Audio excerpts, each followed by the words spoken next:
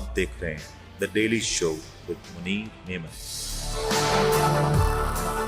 Programme में आपके बार फिर से खुशामदीद करते हैं। जरा बात करते हैं कि इस वक्त सियासत के मैदान में क्या हो रहा है। तो हमने सुना कि इस वक्त सुप्रीम कोर्ट में क्या कुछ हो रहा है, लेकिन इसका सारा कनेक्शन है पाकिस्तान की मौजूदा सियासत के हवाले से। ये तासुर दिया गया, ये तासुर मौजूद है कि इस वक्त जो अडियाला जेल है उसमें कुछ अहम मुलाकातें हो रही हैं। ये मुलाकातें किससे हो रही हैं, किसके साथ हो रही हैं, इन मुलाकातों में कौन कौन शामिल है और इन मुलाकातों का असल मकसद क्या है, यकीनी तौर पे एक आम मसला होने जा रहा है। एक इंटरव्यू में कैसर अहमद शेख साहब जो कि वफाकी वजीर हैं बहरी उमूर के, उन्होंने कहा कि सबको एक कदम पीछे हटकर लचक दिखाना होगी और बानी पीटीआई से पसे पर्दा मामला चल रहे हैं। साथ साथ ये भी कहा गया कि अगर ये मामलात जब चल रहे हैं तो बानी पीटीआई को मुज़ाकरात के लिए बैठना पड़ेगा। ये भी कहा गया कि कोई भी मुज़ाकरात जब होते हैं तो उस मुज़ाकरात में मुज़ाकरात से पहले कोई शराइत नहीं रखी जाती।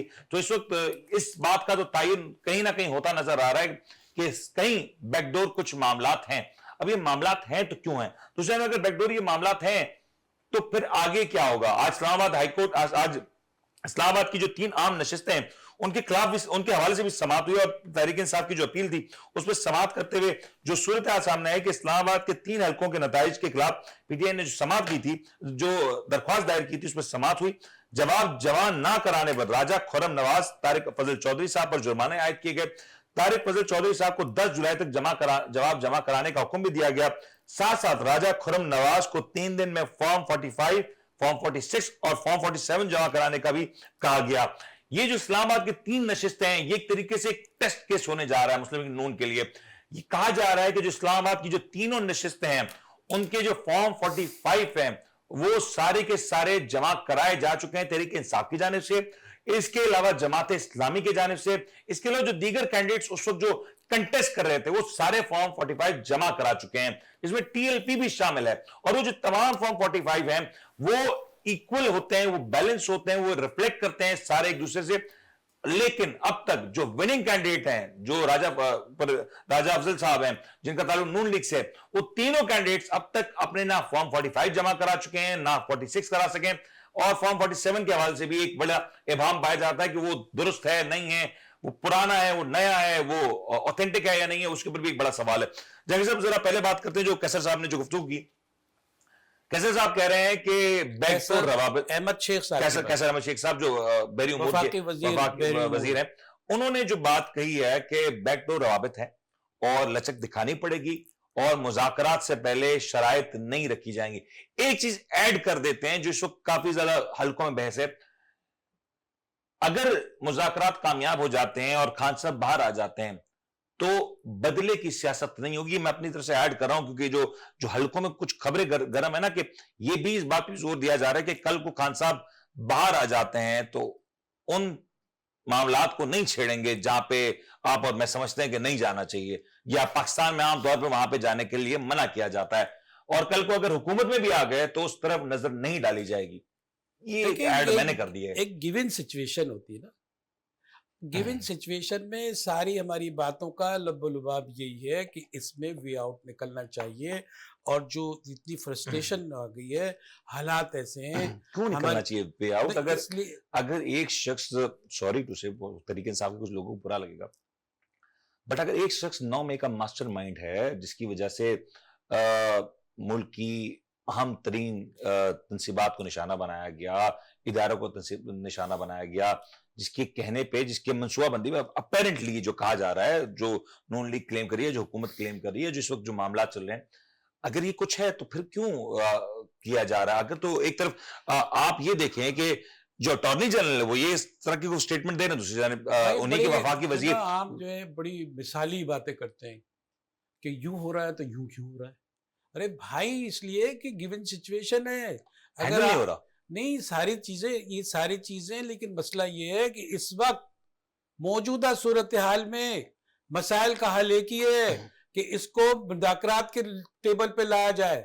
ये जो बन गया है मुज़ाकरात में, मेरे सवाल ये है ना, क्या हुकूमत चल रही है, अच्छी चल रही है, मुज़ाकरात की क्या जरूरत है? आप ऐसे भोली भाली बातें करते हैं, हुकूमत अच्छी चल रही है, ये जो इसका प्रेशर अच्छा चल रहा है, ये 3 महीने में जो है सारा करके देना है 5 साल का IMF को, ये अच्छा चल रहा है। अब 70 रुपए का जो है यूनिट आ रहा है, ये अच्छा चल रहा है। हुकूमत के लिए तो अच्छा चल रहा है, मेरे आपके लिए हुकूमत का क्या फर्क पड़ता है? भाई आखिर में क्या होगा, یہ چیزیں بھی تو ہم ازمپشن کر سکتے ہیں نا صحیح.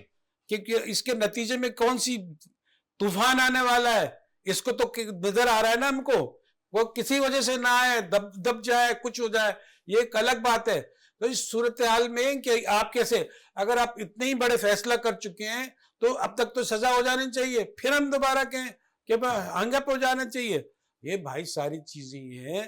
اب اس کی صورتحال ہے کہ اس کو سفسٹیکیٹڈلی کوئی ایسا راستہ نکال کے ان کو بھی بیٹھائیں, اور پھر ایک جو ہے نا مذاکرات ہوں, اور ایک ایسا راستہ نکالا جائے کہ یہ 47 فارم کا مسئلہ کہیں نرم پڑے, یا اس کا کوئی وے آؤٹ نکلے, اور کچھ ان کو مزید جگہ ملے, اور یہ توازن قائم ہو, ہمارے ادارے چلنے لگے, اور اس کے اندر جو کھچاؤ تناؤ ہے وہ کم ہو.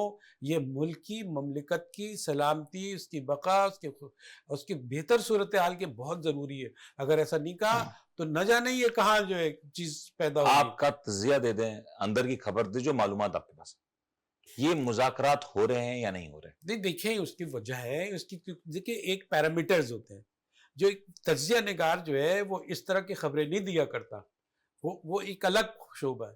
تجزیہ نگاریں جو چیزیں موجود ہیں, جو پیرامیٹرز نظر آ رہے ہیں, اس کی بنیاد پہ یہ بہت ضروری تھا, اور یہ ہو بھی رہا ہے. اس کے نتیجے میں فضل الرحمان بھی جو ہے لچک دکھا رہے ہیں, صحیح ہے, دوسری پاورز بھی لچک دکھا رہی ہیں. مذاکرات کس کے ساتھ ہو رہے ہیں, یہ دوسرا سوال ہے.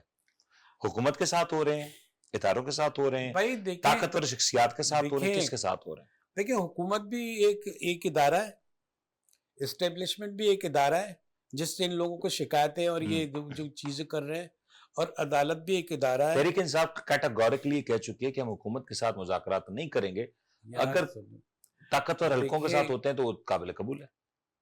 اب مسئلہ ہے گھوم پھر کے جب دونوں قوتیں بیٹھیں گی, کوئی راستہ نکلے گا تو دوسری قوت بھی تو ریئیکٹ کرے گی نا. صحیح ہے, پھر اس کو بھی تو لایا جائے گا کسی نہ کسی روپ میں, کہ فیبریکیٹ کر کے کچھ نہ کچھ, وہ بھی آئیں گے. اس کے بغیر تو کام ہی نہیں ہے نا. صحیح ہے, ان کے پاس تو اقتدار ہے.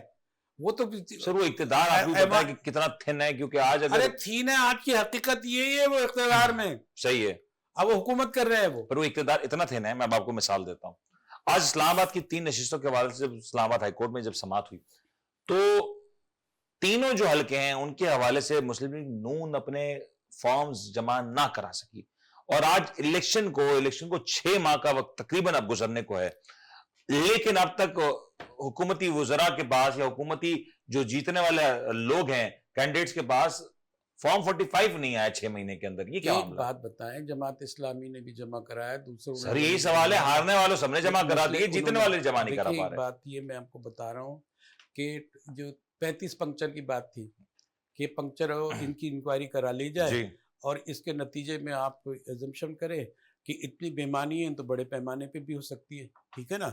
اب یہ بڑا نیرو ایک ہے کہ یہ 3 نشستیں ہیں, اس کو کھول دیتے ہیں, جو چیزیں ہوتی ہیں تو الگ ہیں, باقی اور الگ ہیں, باقی کتنی ساری نشستوں پہ فارم 45 کا مسئلہ پڑا ہوا ہے. مثال بتاتے ہیں نا, تالا چابی اتنی سی چیز ہوتی ہے, اس کے نتیجے میں جب وہ کھلتا ہے, چابی اپنا رول ادا کرتی ہے تو پورا کے پورا جو ہے وہ کھل جاتا ہے, سامنے آ جاتی ہے چیزیں.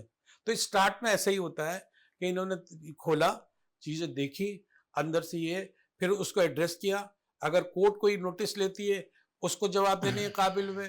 سب سے بڑا تو یہ بتانا ہے کہ یہ اقتدار میں مقتدر جو حلقے ہیں وہ اس بات پہ تیار ہیں کہ کہیں نہ کہیں بہت بڑی غلطی اگر ہوئی ہے تو اس کو ریکٹیفائی کیا جائے, اس کو درست کیا جائے, تو تبھی حالات سدھر سکتے. مجھے وہ ہمارے وہ کیئر ٹیکر پرائم منسٹر انوار اللہ کاکڑ صاحب یاد آ گئے. وہ جب آپ کو یاد ہے کہ ایک گندم کا اسکینڈل ہوا تھا اور ان کے حوالے سے ایک انکوائری رپورٹ بنانے کی بات ہوئی تھی, تو انہوں نے فوراً سے کہا تھا فارم 47 کی حقیقت والی جو بات ہو یاد آ گیا. دیکھیں مسئلہ یہ ہے کہ دکھتی رگ ہوتی ہے نا, دکھتی رگ, وہ ہم سمجھتے ہیں کہ دکھتی رگ جو ہے ہمارے دبانے سے ہوئی, دکھتی رگیں پہلے ہی ہوتی ہیں, اور جس کو بھی معلوم ہوتی ہے وہ دباتا ہے تو آدمی چیخ پڑتا ہے. صحیح. تو یہ دکھتی رگیں جس پر ہر ایک کو جو بھی, لیکن ابھی ذرا جو صورتحال بنے, ایک جانب میں اپیرنٹلی میں کہتا ہوں مذاکرات ہو رہے, ٹھیک ہے, ہو رہے, جس کے ساتھ بھی ہو رہے ہیں, چلے کہہ رہے ہیں, مان لیتے ہیں ہم, تک اتنی مانتے ہیں یہ بھی مان لیتے ہیں.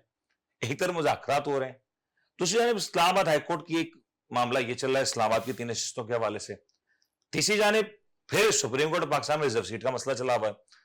میں ذرا ایک اگر تصویر کشی کروں تو کوئی غیر آئینی تو نہیں لیکن ایک آئینی طریقے سے پھر یہ بات نون لیگ کے دوستوں کو بری لگے گی کہ اگر یہ معاملہ ریزالو ہو جاتا ہے, ریزرو سیٹ کا معاملہ تحریک انصاف سنی اتحاد کونسل کے پاس ریزرو سیٹ چلی جاتی ہیں, جو اب تک کی سماعت کے اندر جو کمنٹس دیے گئے اس کو دیکھتے ہیں, جو اگر میں کہوں اگر یہ ہو جاتا ہے مفروضے کے طور پہ, کیونکہ میٹر سب جوڈس ہے, یہ ہو جائے اور دوسری جانب تحریک انصاف چند نشستیں اس طریقے سے نکالنے میں کامیاب ہو جائے فارم 45 کی بیسس کے اوپر, دیکھیں عدالت تحریک انصاف کو حکومت بنانے میں زیادہ کوئی دشواری تو پیش نہیں آئے گی. پھر دیکھیں عدالت کا کام ہے انصاف کرنا, ہاں ٹھیک ہے. اب چیزیں ایک پروویژن ہوتی ہے, گنجائش ہوتی ہے, قانون کی لچک ہوتی ہے, اس چیزوں کو دیکھا جاتا ہے. ملک کا دار و مدار چیک پہ لگا ہوا ہے, ساری چیزیں سارے اس میں کتنا وقت اور درکار ہے. اسی لیے تو یہ عدالتوں کے پر جب بوجھ پڑے گا تو عدالتیں کچھ نہ کچھ تو کر کے دکھائیں گی نا, وہ بالکل الٹ ہو سکتا ہے. اس لیے یہ جو مصالحت کی, مفاہمت کی, بات چیت کی, ڈائیلاگ کی جو سیاست کی جا رہی ہے, اندر ہی اندر کوشش کی جا رہی ہے, چلو ہم اس کو مفروضہ کہتے تھے, لیکن جو کچھ ہو رہا ہے یہ کس بنیاد پہ ہو رہا ہے کہ ہر ادارے پہ بوجھ پڑا ہوا ہے, ہر ادارے پہ, اس مملکت کے ہر ستون پہ بوجھ ہے اور بڑا بھاری بوجھ ہے. اس کو سب کو یہ کرنا, یعنی کہ جنگی صاحب یہ جو اگر میں سمرائز کروں, آنے والے دنوں میں 10 تاریخ کو یہی اسلام آباد کی نشستوں کے حوالے سے فائنل طریقے سے ایک فائنل تنبیہ کر دی گئی کہ آپ فارم جمع کرا دیں. ریزرو سیٹس کے حوالے سے بھی تقریباً سماعت اپنے اختتامی مراحل کی طرف بڑھ رہی ہے. یہ سارے معاملات اگر اپنے اینڈ پہ جا رہے ہیں تو میرے خیال سے یہ جو سارا کچھ ہے جولائی, اگست, ستمبر کا جو 3 مہینے وہ عام ہونے جا رہے ہیں سیاست میں. اہم وقت وہ تھا جب اقتدار میں 45 اور 47 کا مت تھا نا, اس وقت جو چیزیں بے قابو ہوئی ہیں, اب یہ اس خانے میں, اقتدار کے خانے میں سیٹلڈ ہو گئی نا. اب چیزوں کو ادھیڑ بنی کر سکتے ہیں کہ جو پہلے بنا پھر ادھیڑا, بنا پڑودارا. اسی طرح ہو بھی گیا تو میرے خیال سے نون لیگ کو تو بینیفٹ ہی ہوگا بینیفٹ پولیٹیکلی. مسلم لیگ کو تو بظاہر جو جس طریقے سے آنا تھا وہ آنا ہی تھا نا.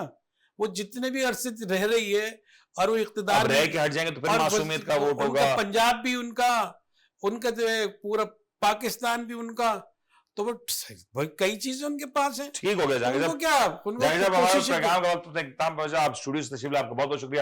آج ہم نے کوشش کی مختلف موضوعات کے اوپر گفتگو کریں اور بہت سارے معاملات آج ہم نے اس کے اوپر گفتگو کی ہے, لیکن کوشش یہی ہے کہ جو ساری ڈیٹیلز ہیں, جو ساری اپڈیٹس ہیں, وقتاً فوقتاً آپ کے ساتھ شیئر کرتے چلیں.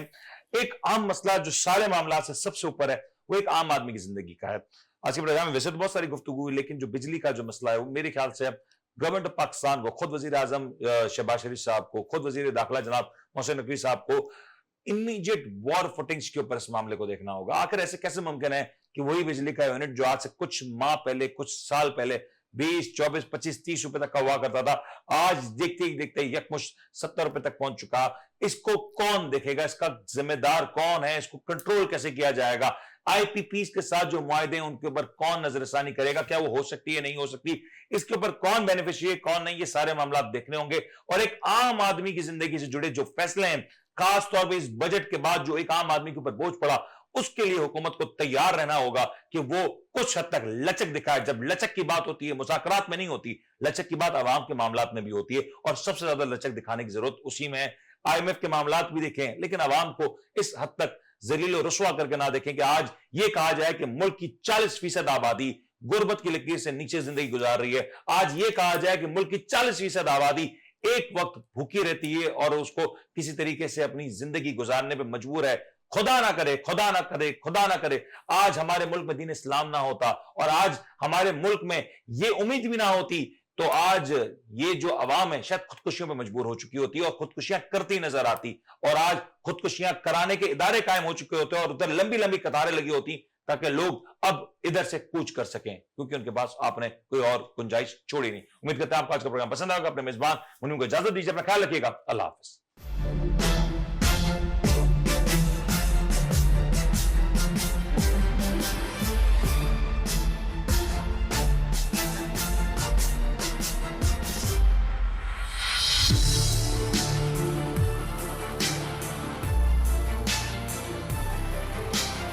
آپ دیکھ رہے ہیں the daily show with Munir neon.